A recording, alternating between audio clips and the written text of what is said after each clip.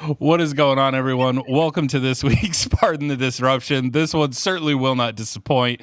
I'm your host, Matthew Potter, short sale guy, hedge fund connection, and co-founder of the Family Tree at Real Broker. Let me know if I can help you grow your business. Real quick, for those that are tuning in for the first time, just want to give you a breakdown of how we're doing things around here. We have 5 questions. Every one of our esteemed panelists will get 1 minute to go ahead and respond, and then after that, chop it up for 2 minutes. We're going to go ahead and start with intros. Right now, I see Mr. RJ Bates, this, that, and the third down in Dallas, Fort Worth. Go ahead and introduce yourself. What's up, everybody? RJ Bates. Excited for today's episode because after 3 months of being absent, Eric Brewer is back. So shout out to Eric. Shout out to CJ for being sponsored by Nike today. Shout out to my belts. They're looking shiny. And shout out to Potter for already being a socialist as far as judging goes before the episode even started. So excited. I mean, to be fair, RJ, the only thing I was judging was your horrible lack of... Never mind. We're going to leave it alone. All right. Next up, we got CJ out in Richmond, Virginia. Go ahead and introduce yourself to our audience. Chris Jefferson, man, Richmond, VA, the U. Fellas, good to see you, right? Somebody like RJ Bates claims to be so excited. He only smiles when I speak and respond back and give answers. So shout out to him. Stephen Trang is here. Happy birthday, Stephen. It's good to see you. Eric, you look good. All right, it's good to see you again, man. You look like you're in a Regis office. I thought you moved to a new building, but good to see you. Potter, my brother, what's up, man? Always a pleasure. Let's rock and roll, man. Let's go. It's going to be a fun one today. All right, next up, we have Mr. Disruptor himself, Steve Trang. Say hi to the people. So I see what happens here, right? So every time we start the show, RJ talks some nonsense, CJ talks some nonsense, and then he gives a compliment to the host, to the judge. So I see the strategy now, right? Shout out to the U and shout out to Potter. I feel like we got a bit of an intervention here. Like the guys are trying to tell me something. We got Brewer looking like we're at the Olympics, about to hit the slopes or something. We got CJ with the Nike. Like, it just feels like you guys are trying to tell me I've gained too much weight or something. I appreciate your guys' kindness and saying this subtly. Looking forward to today's show. New Year's resolutions start on December 14th, Steve. Come on. Let's get going. Let's get in the gym. All right. Last, certainly not least, we found him. Thank you for the milk box, the search. We have Eric Brewer, the mayor of York, Pennsylvania. Say hi to the people, Brewer. What's up, everybody? It's good to be back. I don't know that it was 3 months, but I had been gone for a while. I was working on some important stuff, meaningful work with people I really like being around. So today's kind of cool for a change of pace because this resembles none of that. RJ said that he found me on a milk box, and there's only 2 things you need to track me down. A text message, which he's proven he's incapable of, and a deal. If you either one of those things hit my inbox, you can find me. But RJ hasn't done a deal since he did 55 in 40 states or whatever, like back in August. And so I'm looking forward to today so I can go back to the important, meaningful work with people that I like. We're very privileged that you took a break just for us, Brewer. We appreciate that. Thank you. Yes. All right, we're going to go ahead and get into it with question number 1. Democratic senators introduced a bill outlawing hedge funds from owning single-family houses. What are your thoughts? Start us off, RJ. Man, so I posted this on my TikTok and Instagram last week, and it just went insane in the comment section. And I'm frankly just shocked by the American people. I mean, their reaction was, this is amazing news. This is great. This is exactly what we want. We're going to vote for it. So it's clearly what the American people want. What are my thoughts? I mean, it's the same thing that I said when we talked about DeSantis wanting to get rid of or outlawing Chinese citizens from owning real estate in Florida. it's a slippery slope when the government starts mandating who can own and not own real estate. What stops them from eventually saying, hey, you can only own 2 properties? I mean, we're going down a path that I just personally don't like. And I don't think anyone sees it that way. They see that this is a good move, and I disagree. There we go. Yes, RJ, your chat section was amazing on Instagram. All right, CJ, what about you? What are your thoughts on this? You know, for shout out to RJ Bass, for somebody that believes that the government shouldn't intervene. Why would you support government intervention? RJ, here's what's going to happen. Here's what this really actually means in reality. See, prior to the Great Recession, hedge funds weren't able to buy single family houses. It became an asset class back during the Great Recession. That's when this whole thing started. We've been on this run up of cost of living, right? Of inflation for the last 14 years. So here's what's going to happen. We've all benefited from selling the hedge funds over the years. I certainly have. RJ, I know that you have. We all have, right? But what happens when people's wages don't continue to go up? We have hedge funds that own 35% of single family houses across the country right now within the last 14 years. So that means in the next 14 years, they could potentially own 70% of single family houses. So when people can't afford to pay rent, people can't afford to even get a mortgage, who do you think they're going to have to turn to be able to exist? That's called the government. Ooh, there we go. Deep dive from CJ. All right, Steve, what are your thoughts on this? I don't think it goes far enough. You know, I think we should not only outlaw corporations from having properties, we should also outlaw landlords having properties, right? If you look at my TikTok, people hate landlords. We should outlaw landlords. And then we should also, after that, start identifying like particular demographics, right? Certain demographics shouldn't be allowed to own houses. And I think at the end, we should just have no one being allowed to own houses. We should just have it all owned by the government. I think that's probably the best solution. Just have the government own everything. I think at that point, everyone will win because everything will be affordable and well kept and optimized. I think that's the ideal solution. I absolutely love that regardless of what the calendar says, 420 Steve just showed up for this show. So that's great. We appreciate it. All right, Brewer, what are your thoughts?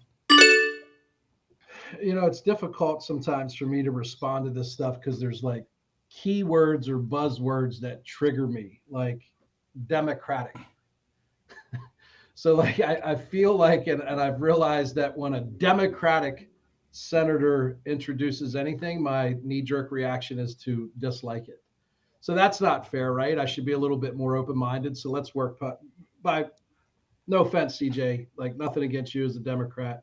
By the way, Chris Potter, because RJ consistently attacks Matthew Potter for being a socialist. You were sending off some socialist vibes there with nobody can own anything at a commercial level. It's all got to be. I'm surprised affordable housing didn't leak in there somehow. It did actually very early on in your response.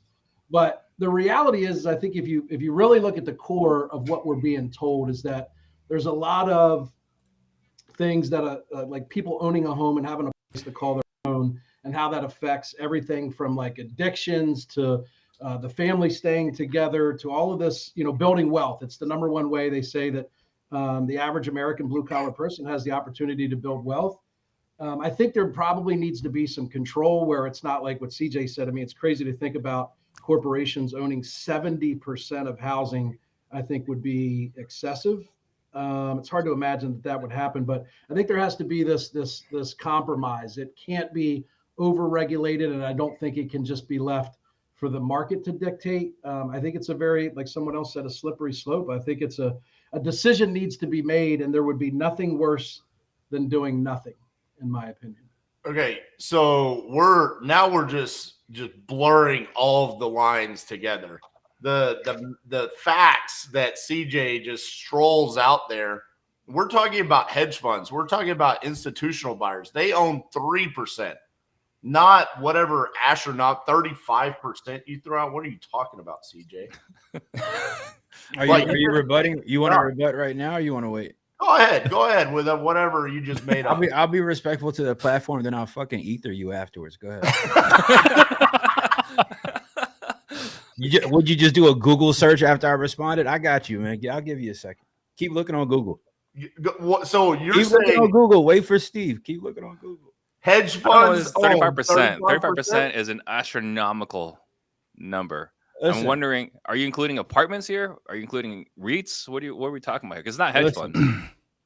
Listen, institutional. What's the stat, RJ? Institutions own how much of single-family homes right now in America? 3%. All right, it's 3%. Let's just say it's 3%. How long do you think that continues to compound if we don't do something about it? Whether you could call it 3, you call it 6, you can call it 2, you can call it 1. The fact of the matter is still the same. People can't afford rent right now. I don't know what rock you're under. People can't afford rent right now. People can't afford mortgages right now. Housing is continuing to go up. People's wages have not gone up. Look up that stat if you got time, right? People's wages have not gone up, RJ, in the last 14 years, bro. How do you think people are going to be able to afford this when hedge funds, institutions can purchase these properties at margins that don't work for you? They don't work for me. That's why we wholesale to them for 2020 to 2022. So let me ask you this, because great points, right?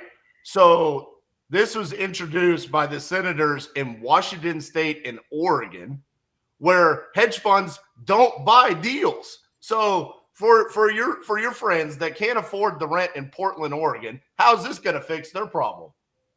No, it's a nationwide problem. It's not a state to state issue. This is a nationwide problem right now. So the Sorry, senator of CJ, let me Oregon ask now this, cares though, about right? what's going on in Ohio. But what's to stop it from, like, hedge funds can't own properties to, like, okay, CJ, you're only allowed to have 5 rentals. No, right? look, Like, don't be mistaken. I know you guys are like, you get hard for the Republican Party. Listen, man, I'm not saying what the answer is. I think you guys are grossly mistaken. I'm not saying Chris Jefferson has the answer. I'm acknowledging the problem that you were not acknowledging as investors because we directly benefit from selling properties to institutions. That wasn't the question. And also, I would just like to judge, if you can just enforce this. I'm tired of being besmirched and smeared on the show. I did not vote for Biden. I do not identify as a Republican. This is insulting. Insulting. I hate this. CJ, I think what you said were two accurate things, but what is the correlation between wages and the 3% of hedge of property that are owned by institutional? Like how does that solve inflation? What's the direct? Would you agree or disagree, Eric, that when you sold deals to hedge funds, I'm sure, right? You do a ton of business. All right, you haven't. All right, but for those of us who had the properties that they purchased from us, they take it to a market rent or they take it to a market rate to sell it, right? Ideally, the business model is to take it to market rate at all times. Like that's the model, and the model is to create margin because they don't look at the asset like we do as it's a house. They look at it as an asset that they can turn money on and create margin to get returns for their investors. So as they go for market each and every time, I mean, what's the fail safe? Like what I don't think do they you push do? for You market. just They push acknowledge, past Eric, market. hold on a second real quick. Eric, you just acknowledged in your response that something's got to be done, right? They're going to continue to buy up, continue to buy up, continue to buy up. And it pulls properties from people that aren't like us. They only have the opportunity to create wealth in this country, generally from their home. So somebody who bought a house in 2015 and they sold it in 2020 or 2022 and they made $100,000 or $200,000 from selling that house, bro, that's life-changing money for somebody. For you, it could be peanuts. But for them, that's life-changing generational money that allows them to be able to get to the next level. And we're compressing that over time. So maybe it doesn't affect us in our lifetime, right? But then what happens as generations continue? What happens to our children? What happens to my children, your children? Like what happens? I think at some point, CJ, or you're talking about like the rents keep going up, right? Because I don't agree with you that they push it to market rent. I believe they push it past market rent, right? So I mean, that's even a stronger argument for your position. Yeah, because I mean, right? But no, we all do. That's That's the problem, though. Right. But my who point is doesn't? eventually there's downward pressure on the price because you can't keep raising it forever, right? If you keep raising forever, you're not going to have it rented. They can't keep pushing it forever. Agreed. And I will also say, as a landlord, actually the only expense that really keeps pushing me wanting to raise rent is property taxes. That is one of the biggest expenses that I have to continue to raise rent to be able to even cash flow. All right, y'all. I took this one to the chat. We have a tie, so 2 points awarded. 1 to Steve, 1 to RJ on this one. Definitely good, healthy discussion there. All right, we're going to get into question number 2. Reports I have a technical question before we go to round 2. If any of the participants don't pay attention and don't want to do their job, can we go to the chat to get an answer? Certainly. Is that okay if we just do that? Yes, absolutely. Feel free to go to the chat. It goes, okay, got it. It's like All RJ, right. it goes both ways. Question 2. Reports have shown that people ages 30 to 64 are encountering harder standards of living than their parents. How do generations prepare to exist in this new economy? Start us off, Steve. I mean, I think if you look at the fact that if you're not able to live the life you want based off your current situation, then do something about it. I think that's kind of consistent with my message last week of, like, don't be a baby, right? So I think you got to first take stock and have the self-awareness to realize, okay, this is not what I want. But then you got to ask the question, what can I do about it? Because I think the general position for 80 to 90% of the country is like, this sucks, and then it's someone else's fault. So I think if you don't like your situation, you could do something about it. You can change careers. You don't have to, social media is always pushing entrepreneurship. It doesn't have to be entrepreneurship. It could be trade school, right? It could be some other industry. So I think the first thing is if you're not happy with your current situation and you're not making the kind of money you want to make, is look at some other skills you can acquire to change your situation, because most of the people won't, and you can improve your own current situation as a result of that. There you go. All right, Brewer, what are your thoughts?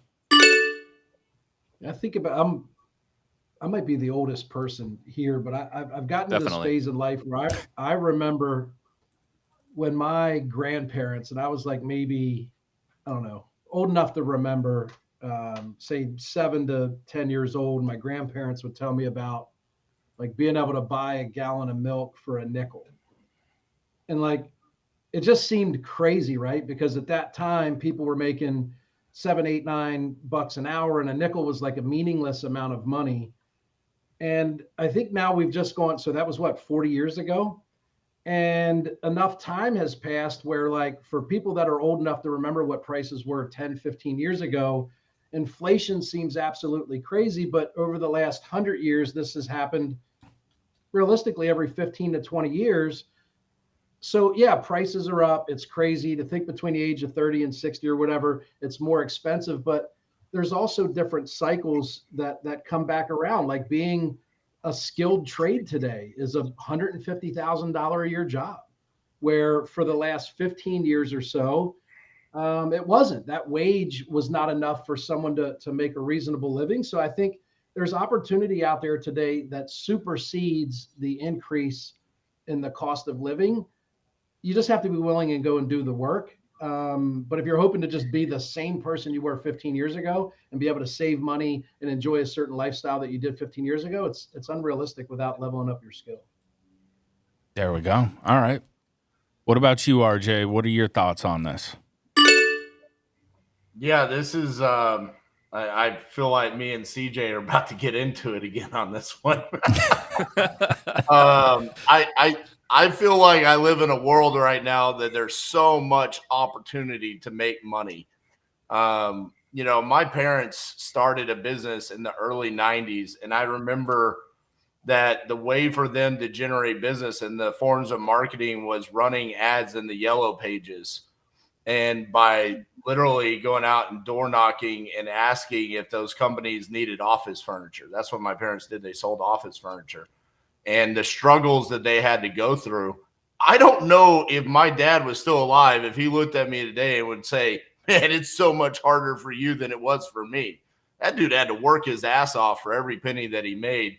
And to be quite frank, it's pretty easy to make money nowadays with the opportunities that we have with the internet, social media, the ability to reach masses. And I get it. Most people are going to say, well, I don't want to be an entrepreneur. Well, then that's the choice you're making. You're making the choice for it to be difficult if you're not willing to capitalize on the opportunities that exist in front of you in today's time and age. There we go. Okay. All right, CJ, what are your thoughts? I think it's unfortunate. I mean, think about it really, right? If you're 30 to 64, Brewer says go to trade school. You go get an apprenticeship. What does that last, Brewer? I think, is it 1 year, 2 years? 2 All right. years. So you're apprentice for 2 years. You got to go work for somebody. Sure, you're making 150,000, but here's my perspective, I guess. Look, I mean, again, people aren't getting paid more money, right? And what's unfortunate about that is here's what happened during the recession. And it's interesting how we've gotten so far removed from gaining perspective from it. Corporations understood something specific during the recession, that regardless of how bad it got, that you still had to show up for work if you were an average everyday American. They figured that out. And so what they started doing, they started building campuses at big major corporations. They started adding cafes to the building. They started putting gyms at the building. They started adding entertainment just to make sure that you came to work, because they've simply realized that's why people don't get paid more now. Why would I pay anybody more that works at a major corporation if I know that you don't have a choice but to have a job so that you can exist? Right? You're not going to want to not exist. You're not going to want to not be able to have the life that you currently have. So, how do generations prepare to exist in a new economy? There's only one answer. You got to figure out how to make more money, whatever that looks like for you. Yeah, well, I think you got to figure that out. But I think the other thing too is I genuinely believe that there's plentiful opportunities if you're willing to go out there and get it, right? And so, one of the things for me, one of my passions with real estate disruptors, creating 100 millionaires, is I'm trying to push entrepreneurship. I'm trying to push capitalism, because the more successful people that are out there, it all goes downhill, right? If everyone here makes twice as much money, we spend twice as much money, and we're able to go to nicer restaurants, buy more products, the velocity of money is moving along, right? The biggest challenge we have is that everyone today is trained to go to school, right? To go to college, to get a good job so you can go work at a corporation and then be happy, right? With that lifestyle. Like a lot of us, I don't know if all of us, but a lot of us here, I think on here, like the Rich Dad Poor Dad opened our eyes to another possibility, that there's another way to go through life. And my hope with real estate disruptors was to push that message out there. But I think the more that people are aware there are other options besides the traditional going to school and working in a corporation, I think that solves your concern specifically here, CJ. Yeah, I mean, hopefully so. But people got to be able to survive, right? I mean, look, if you want to go to trade school, bro, you got to have resources to get there. It's not free, right? Somebody's got to be able to pay for it, bro. And so, when I hear all these things, right? Like, I'm privileged, but I can say that. I'm not ashamed to say that. I can say that I grew up upper middle class, right? Like, but things aren't lost on me though either. I just had a board meeting this morning, organization I'm a member with, RJ's favorite organization. You should donate. Housing Opportunities Made Equal, right? That is focused on fair and equal housing for people throughout the country.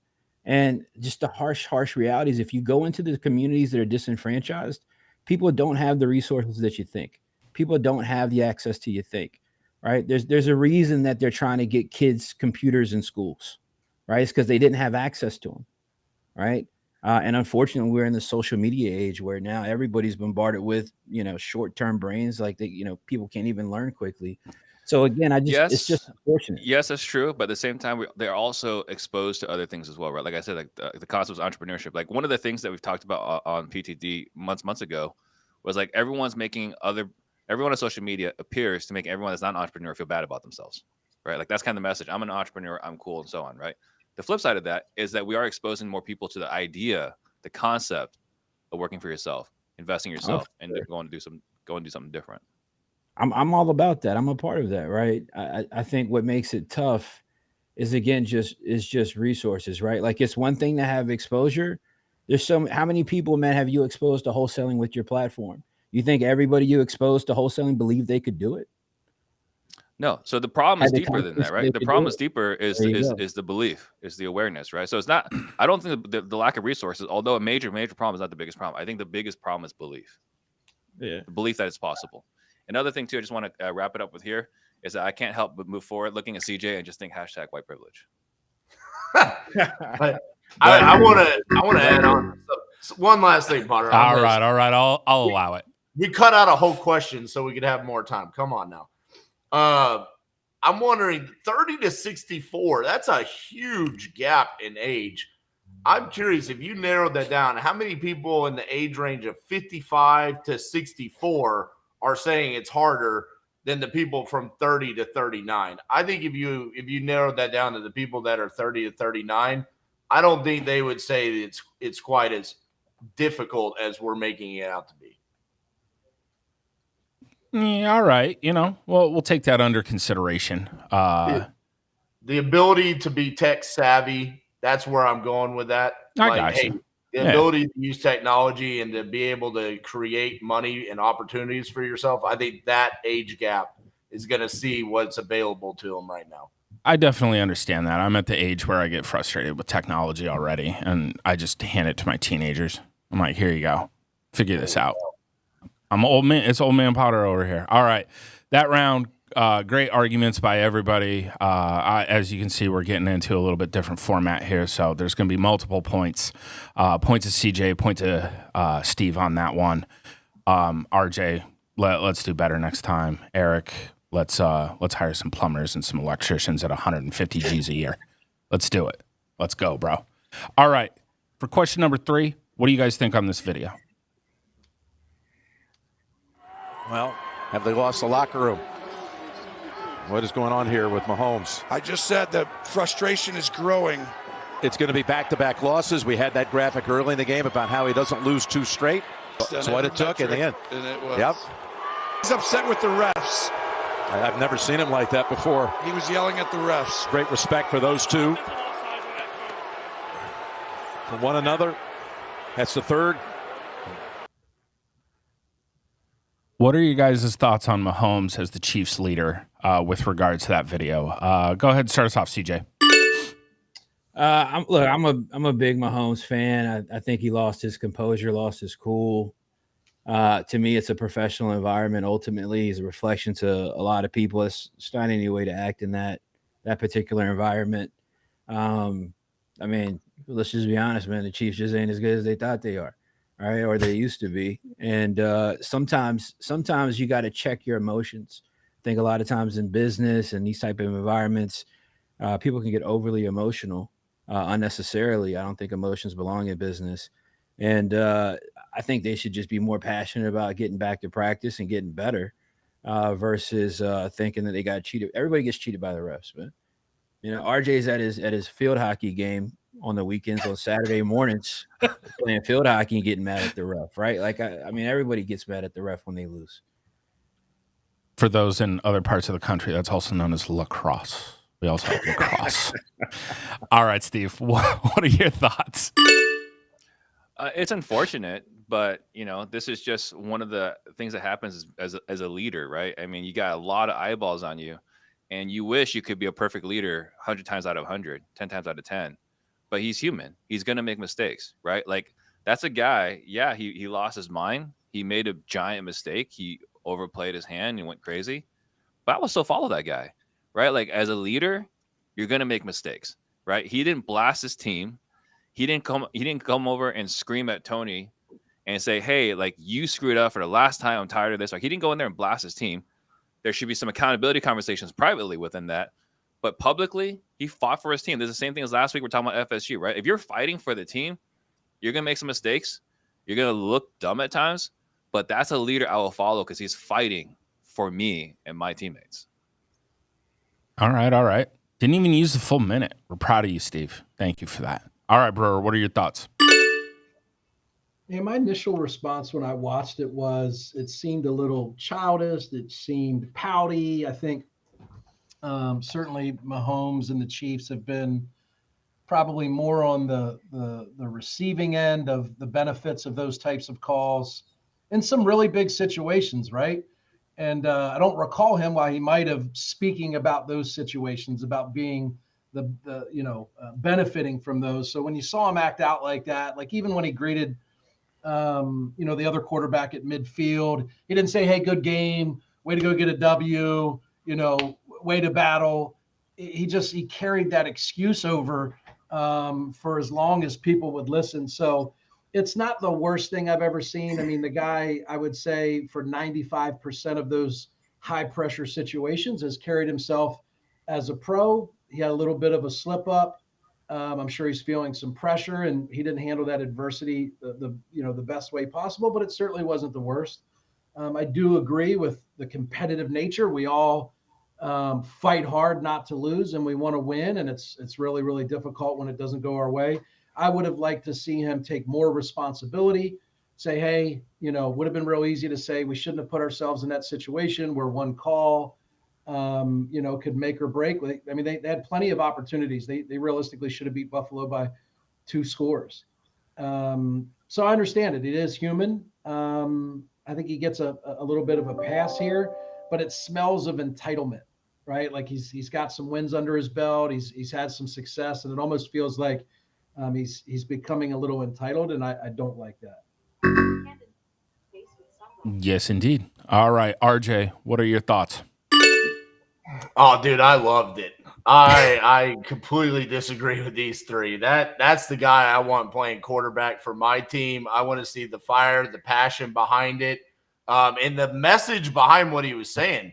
It wasn't that he got robbed. It was actually he was talking about the NFL needs to protect their brand, where at the end of these games, we need to stop talking about the referees and we need to be talking about the amazing plays that the players are making. His point is that Travis Kelce making that play, we got robbed of that being one of the greatest all-time plays in NFL history, potentially. And the comment that he made to Josh Allen at the 50-yard line, I loved.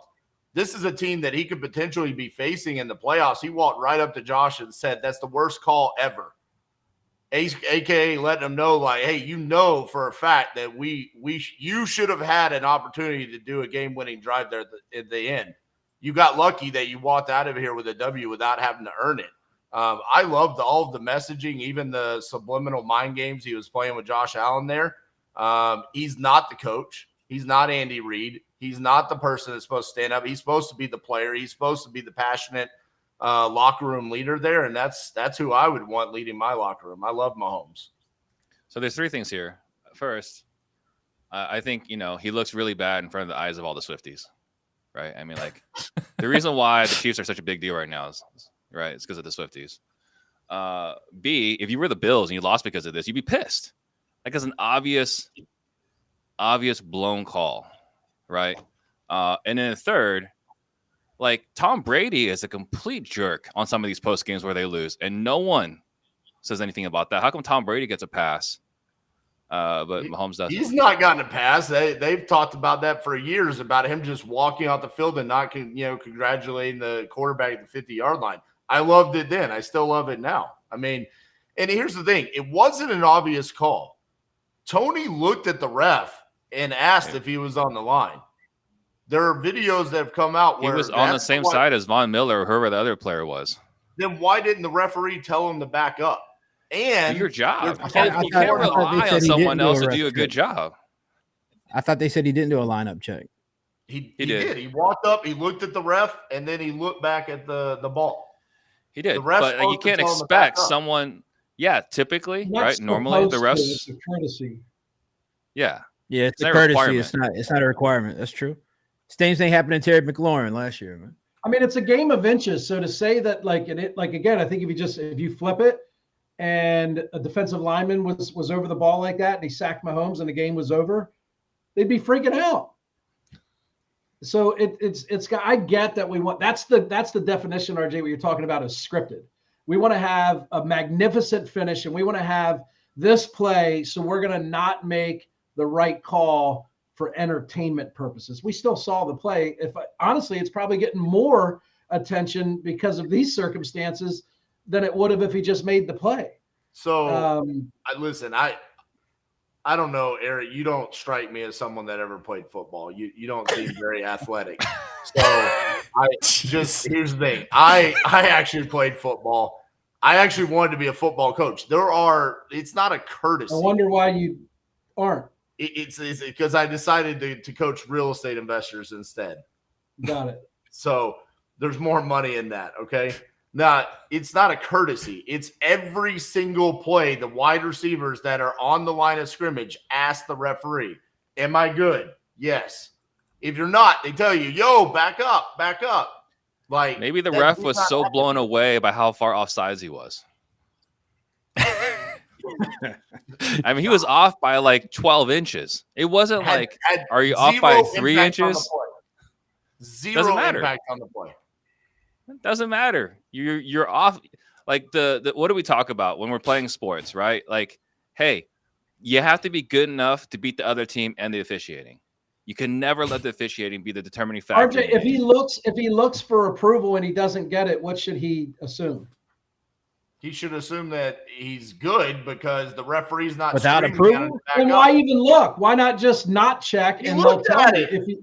No, Eric's saying if you're asking for acknowledgement and somebody doesn't acknowledge you, so like this is what he's saying. I'll say it so you can understand, RJ. Football. So when you send me and Eric a deal, and then we don't respond, that's a response. That's a response, bro. The deal sucks. No, I text you back and say slow feed don't eat. I use your own line against you. And in this case, he looked at the ref. The ref didn't say anything. He's good.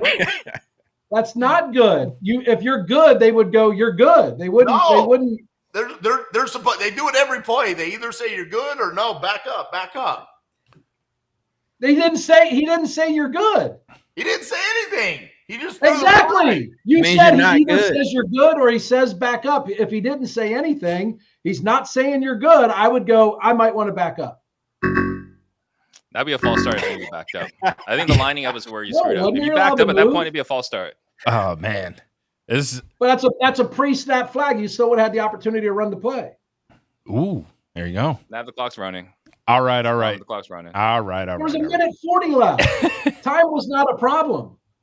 It's not like it was the last play of the game either. It was just under 2 minutes.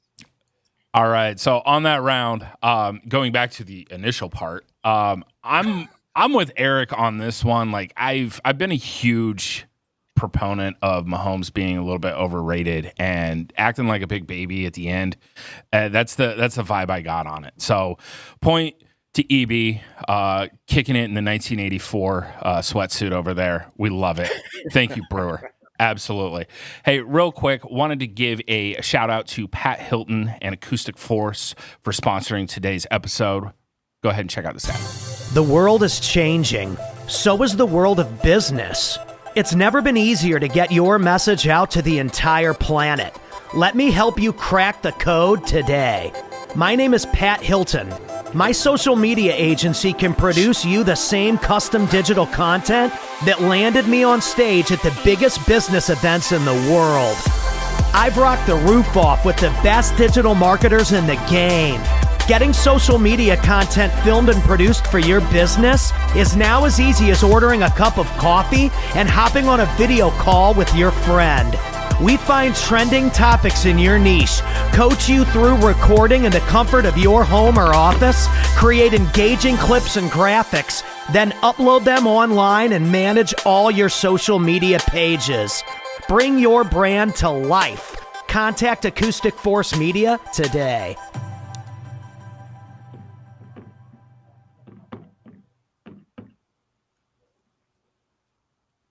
Awesome. All right. Next up, keeping on the sports train to everybody on the panel except for RJ's favorite sport, baseball. Next question. Does Ohtani deserve a $700 million contract from the Los Angeles Dodgers? All right, go ahead and start us off, Burr. I mean, the short answer is yes. The guy's a generational talent. He plays two positions at the highest level. Last year, I was just looking up too. Last year, Major League Baseball did $10 billion in revenue, an average of almost $350 million per team. It's a business. So yeah, I would say in some capacity, you know, I'm a big Sixers fan, and a hot topic in basketball, particularly with the Sixers, is some of the contracts of guys that we have that are expiring. These dudes were making $35 million 3 years ago when they signed the deal. And it seemed like unrealistic money, and they've played at the same level. They haven't improved. And today, Tobias Harris looks like a deal at $35 million because that same player now of his caliber are signing deals for $45 and $50 million. So, I mean, the guy's an amazing talent. I watched like a little 30-minute ESPN special on him and how he grew up. And the dude was hitting bombs when he was like 9 years old. He could arguably be the best baseball player of all time 10 years down the road. I'm sure it was a calculated decision that the Dodgers made. By the way, the Simpsons or somebody projected that he would be on the Dodgers, which is kind of crazy. It's another one of the predictions that they've had that makes absolutely no sense. So yeah, I'm excited to see him in LA. He's going to get even more publicity than he would anywhere else. And I'm sure they made the decision with their revenue in mind, and he's getting a small cut of a much bigger pie. There we go. Hey, way to bring basketball into the answer as well, bro. We appreciate that as always. And yes, I'd love to play RJ in basketball and see who's an athlete. There we go. Dude, hey, look, we're going to get that PTD pickup game going. And yes, the Simpsons did predict this back in 2020. They actually did. All right, RJ, what are your thoughts on Ohtani? Yeah, I think he deserves it. And to Eric's point, I mean, he's a top player at two different positions. Looking here, the top paid pitcher was making $43 million. And the top position player was making $40 million. So based off of that, they're kind of getting a discount considering what he brings to the organization. And on top of that, just being on the West Coast, specifically LA now, and not being in Anaheim anymore, the amount of attention that they're going to get with having him there, it's going to kind of remind me of the days of Ichiro in Seattle, but I think it's going to be even more crazy. As a Rangers fan, I wish he would have come here. I know we were in talks to try to get him, but I think it's a great move by the Dodgers. I think it'll only benefit them, and I think he'll go down as one of the greatest players of all time. So I think he absolutely deserves it.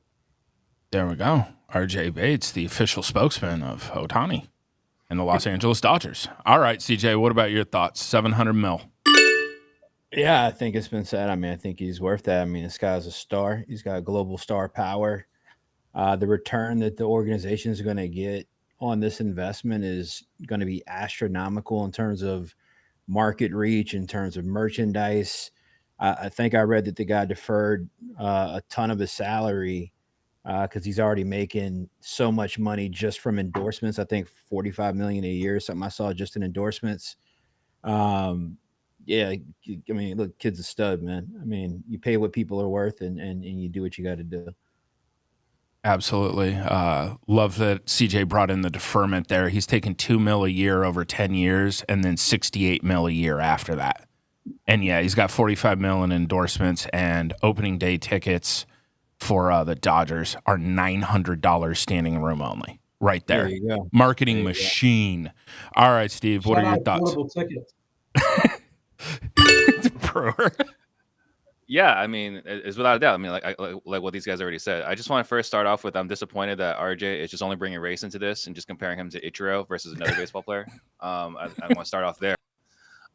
Second, you're worth what the market bears. And not only did he get that from the Dodgers, but he also got it from the Giants. The Giants are actually disappointed. Like, hey, like we made him the $700 million offer, and then he went dark. Kind of like us in wholesaling sometimes. If we didn't do it right, we make an offer and the seller disappears. And then I think, for baseball, it's not about getting a 5X ROAS, right? Return on ad spend. It's like, will you be profitable on this? And the answer is absolutely yes. So I think, to RJ's point, top player, or RJ and Evie's point, top player in two important situations. So I think without a doubt, and just to follow up on Chris's point, as far as the deferred payment, right? This guy did a creative deal with a balloon payment, right? Or a subsequent payment after all this. Here's the great thing. Even if he wasn't making the $45 million, right, from endorsements, let's just take that completely off the table. He's got a $700 million contract, right? He can get tax-free money for the next 10 years because he can do what all these top-level CEOs do, where you don't get income, you get loans based off of your net worth, right? Get loans against your stock value. In this case, his contract worth. This guy is only had to pay taxes on this $2 million, but he's going to be able to live if he wanted to on 10, 20, 70 million a year because he can get loans against his net worth. Steve, immediately when you started bringing up me and race, 3 Disney attorneys just walked into my office saying, I told you so. So I appreciate that, man. Well, I retweeted that one tweet. So just to help you out. Really appreciate that. No, the reason why I brought up Ichiro is because they're on the West Coast, just like in Seattle. bringing over the Japanese media. I think the Japanese media, unlike the other hundreds or thousands of baseball players on the West Coast. Kershaw, right. He's not on the West Coast. Do the Japanese media flock to Clayton Kershaw? No, they don't. Yeah. Randy Johnson and Ken Griffey Jr., they didn't play for the Mariners. Anyway. Whatever. you get my point. I think the best part about this is bringing up the deferment is that he literally doubled down and like not only did he get the greatest contract ever in Major League Baseball history, but then even went out and beat Bobby Bonilla and was like, I'm going to have a better Bonilla day than Bonilla himself. Bonilla day of all time. Crazy. Yeah. And I think I saw that it matches up to where when Bobby Bonilla gets his last payment is when Ohtani starts getting his. So it's hilarious how like they're so connected there. Yeah, it's like 2033, 2034, something like that is when he starts. 68 mil a year after that. That's insane. Good for him. If you can stretch your dollars based off of CJ's projections, that might not be enough. That's only if the hedge funds buy all the homes. That's how that's going to go down. All right. On that one, love the dialogue. Point to CJ on that one for knowing the deferment and the amount for the his 45 mil that he's got going on there. So point to CJ on that one. All right, we're getting into our last question of the day. With it being Spotify rap season, as an entrepreneur, whose content would make your year-end recap? Start us off, CJ. Man, it's for as much content as RJ does. He didn't make my list. Ouch. This guy's been live. It's 365 days a year. He's been live for 357 of them. Just didn't make it. Whose content? There's a guy whose content I really like right now. I'm really into stand-up comedy. But there's a phenomenal podcast, non-real estate related, I've been enjoying, which is Theo Vaughn. His interviews are dope, hilarious. He's quick, he's witty. He's a really good interviewer and pulling stories out of the guests that he brings on. So he would make my year-end recap. I don't know about who else in the real estate space, but if RJ starts doing some paid content, then he can make my list for sure. There we go. Shots fired from the CJ to the RJ. There we go. All right, Steve. What are your thoughts? I wish it was. I wish I could say it was. This is RJ because it does fall. It does land on my feed a lot. So Pat Hilton's doing a pretty good job there. But it's not. It's not. So the first one should not surprise anybody is Darren Hardy, right? Because I listen to Darren daily with my kids every single morning when I take them to school, right? First and foremost, that's the first thing we do. But beyond that, the rest of the list might be surprising. I don't know. We got John Gray and John Gottman. I'm doing everything I can to be the best husband I can be. So John Gray wrote Men Are From Mars, Women Are From Venus. I went through that book twice. And then John Gottman, I've gone through multiple books by him about how to be a better man, how to be a better husband. So that's been my focus. If you go back to, my solve a problem, my number one priority is to have a wife that feels cherished. Number 4 on that list would be Alex Hormozi. He came out with $100 million leads. I've gone through that a couple of times. And then the last one I would say is Paul Sparks. We do a podcast together, but he has changed the way I process business decisions, the way I approach my life, and in multiple other ways. So I would say those are the 5 people on my list. I like how Steve gave us like a true Spotify. Here's my top 5. Listen, 93,000 hours this year. I thought that was the question. It was. I'm glad to see that you're following instructions. First time in my life, baby. All right, Brewer. What about you? Who's making the cut? It's oddly enough, Chris, were you on here when we were talking? I was trying to get RJ's never heard of Theo Vaughn. What? Crazy, right? Dude has like this unique knack for, he goes through these long periods of like serious dialogue where he gets like meaningful answers out of people, and then he does some of the most ridiculous you've ever heard. So it's a really cool combination. Theo Vaughn, I watch a lot of his shorter clips, like on TikTok, and I literally find myself like laughing hysterically out loud at some of the stuff he says.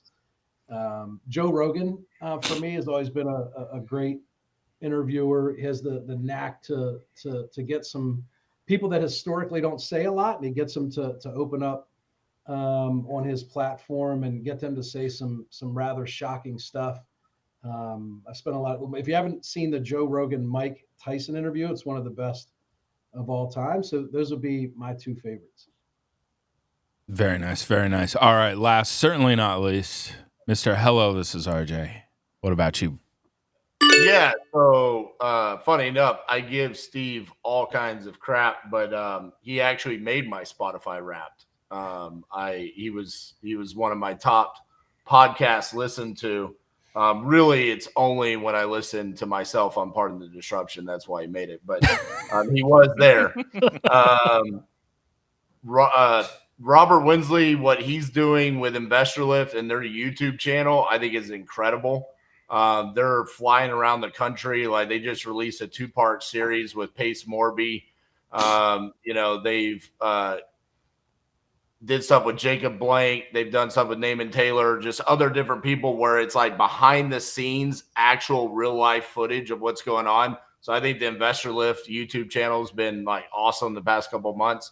And then Ryan Pineda, I think the different guests that he brings on his podcast, it's really intriguing to see. Like, when I was there for his podcast, the guy came in right after me. It was a guy talking about you need to drink your own urine.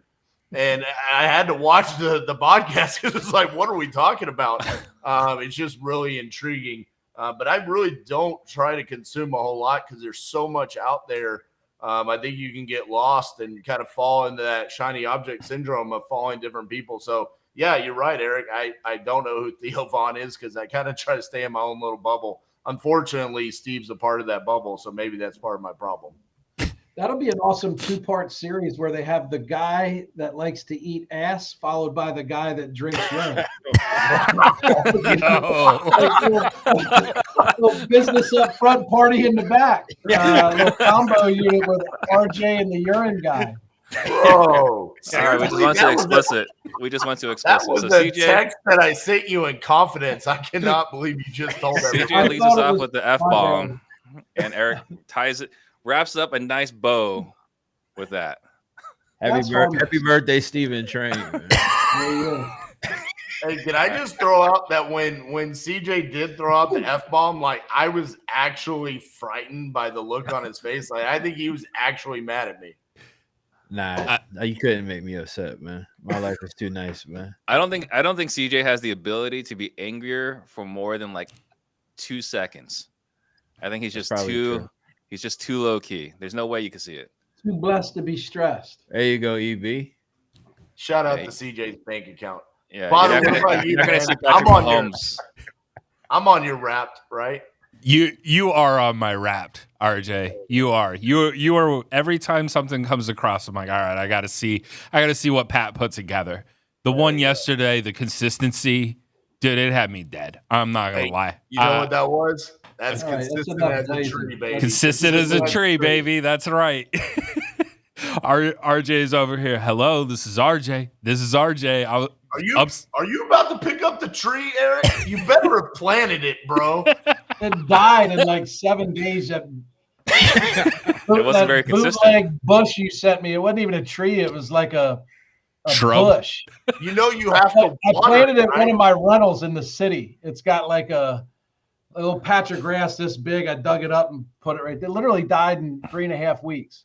Wow. Consistent. I tried. I watered it. I fed it. You don't feed trees. Maybe the little U-Grow or whatever, Miracle Grow we put in there. Oh, man. All right.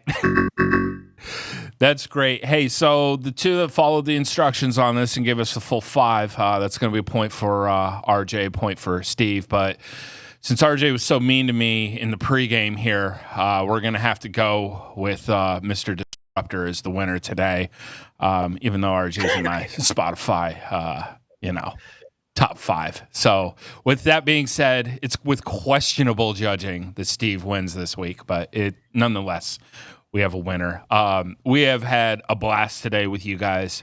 It's good to see everybody, including Vintage Brewer over there with the 1984 sweatsuit. I love that one. All right, we're going to go ahead and do outros. Steve, start us off as the champion today. I think just to appreciate this moment today, I'm going to go back and watch Cool Runnings. Just really bring back those memories of the bobsled team. It's kind of how I feel at the moment. And then, it was good. It was fun. It was a fun debate. I was a little worried too. I thought CJ was going to have to pull up on RJ, but it looks like everything's going to be all right. Looks like everything followed out. So great episode. I appreciate the new format. I hope everyone else appreciates the new format as well. I did put in the chat here, we're at 199 subscribers. So if someone would just be so kind to please just subscribe, get us to 200. It would really make my birthday, like CJ says. Every week, Steve's birthday around here when CJ shows up. Every week is. All right. Next up, Vintage Brewer. Go ahead and say bye to the people. Yeah, I had fun today. It was cool. Leon texted me a few hours ago and asked me to fill in for him. He was busy. Turns out doing things that he really likes. That's fulfilling with people he enjoys. He had to cross this off his list. I said begrudgingly that I would do it, but I'm glad that I did. It's good seeing everybody. That turns out I like most of you. Plus Steve was here, so it was good to catch up with everybody. And look forward to playing RJ one-on-one in literally every sport. Always good when you come in, bro. We appreciate He's got a red Solo cup he's drinking a mudslide out of right now at 3:30 Eastern Standard Time. So I don't think I have much to be worried about. RJ's always heavy on the Kahlua. He is. All right, RJ, say bye to the people. Yeah, man. Shout out to Eric for coming back. Especially coming back looking like the white Charles Barkley with his old the round mound of rebound. We appreciate you there. Shout out to CJ, man. And shout out to hedge funds. Stay strong, baby. I got your back, hedge funds. And then Steve, man, I really appreciate all those kind words that you said this morning. I just wish you wouldn't have put everyone to sleep while you were trying to introduce me on the Family Mastermind call. And then, Potter, always great to have you acting like China with your socialist judging. So appreciate you, man. All right. Calm down over there, Tink. All right. Last, certainly not least, CJ, say bye to the people. Bye to the people, man. It's always a pleasure. Potter, good seeing you. Steven, rather. Happy birthday. Congrats on your win. EB, I love seeing you all the time, and your insights are appreciated. Hope you're doing well. Don't be a stranger. I believe you, man. There's better things to be doing. I got you. RJ, RJ, there's not a world that exists you could get me upset or inspire me enough to come join you in the Tink Tank over there in that dungeon that you got with the wood paneling. So I can just simply wish you the best, but a good show as always. Good to see you guys, and peace out, man. Absolutely. Greatest outros of all time right there. We appreciate everybody tuning in. Hope that you had as much fun watching us as we had doing the show. We will see y'all next week. Have a good one.